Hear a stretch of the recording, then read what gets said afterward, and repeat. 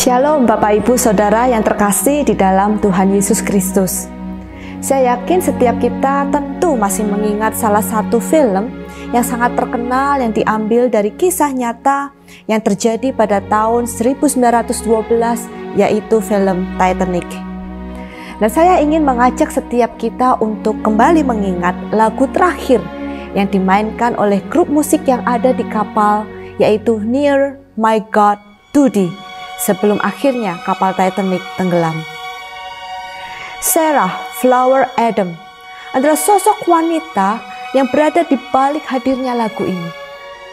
Lirik dari lagu ini dituliskan oleh Sarah ketika suatu saat ia didatangi oleh seorang pendeta yang mengalami kesulitan untuk menemukan lagu yang berhubungan dengan khotbah yang akan dibawakannya yang terambil dari Kejadian 28 ayat 11 sampai yang ke-19 yang bercerita tentang mimpi Yakub ketika ia tidur berbantalkan batu dan kemudian melihat tangga yang ujungnya sampai ke langit.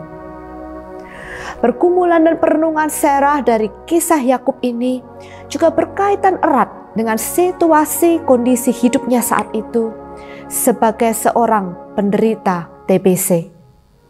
Kisah hidup Sarah ini pada akhirnya menginspirasi Lowell Mason, seorang komposer, untuk menuliskan notasi dari lirik lagu ini.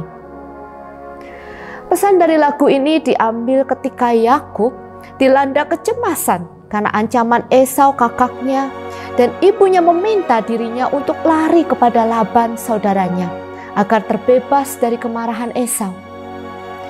Sebagai seorang pelarian, tentunya kondisi Yakub dipenuhi dengan ketakutan, lesu, lunglai, bahkan mungkin dia tidak lagi memiliki harapan. Dalam kondisi yang seperti ini, dia beristirahat dan merebahkan dirinya. Di tengah tidurnya itulah Tuhan memberikan mimpi kepada Yakub sebagai sebuah afirmasi akan penyertaannya dalam hidupnya dan juga akan masa depannya. Yakub melihat di bumi ada didirikan sebuah tangga yang ujungnya sampai di langit. Dan melihat malaikat Tuhan turun naik melewati tangga itu. Lalu berdirilah Tuhan di sampingnya dan mengucapkan janji yang diberikan kepada kakeknya Abraham.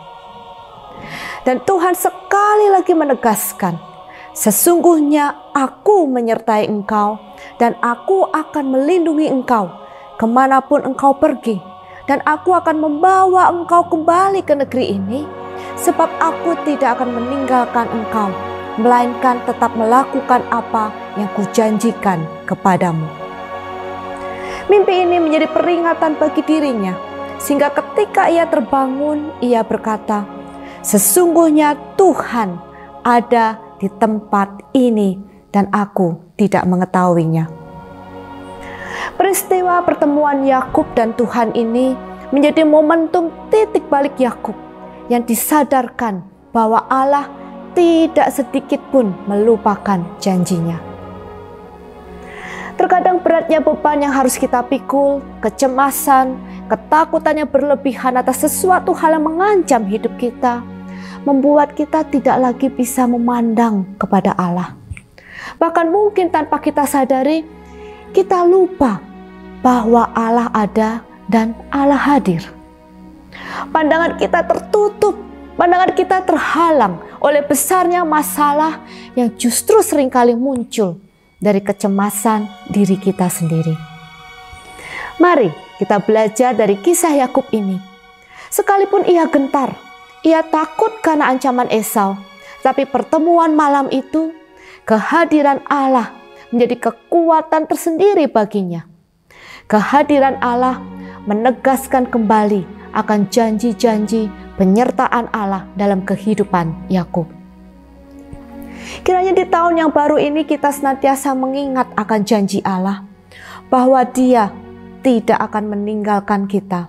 Secara khusus jika tidak ada satupun dari kita yang tahu apa yang akan terjadi dalam hidup kita sepanjang tahun ini. Marilah kita terus berpegang akan janji Allah ini dan terus menikmati kehadirannya dalam hidup kita.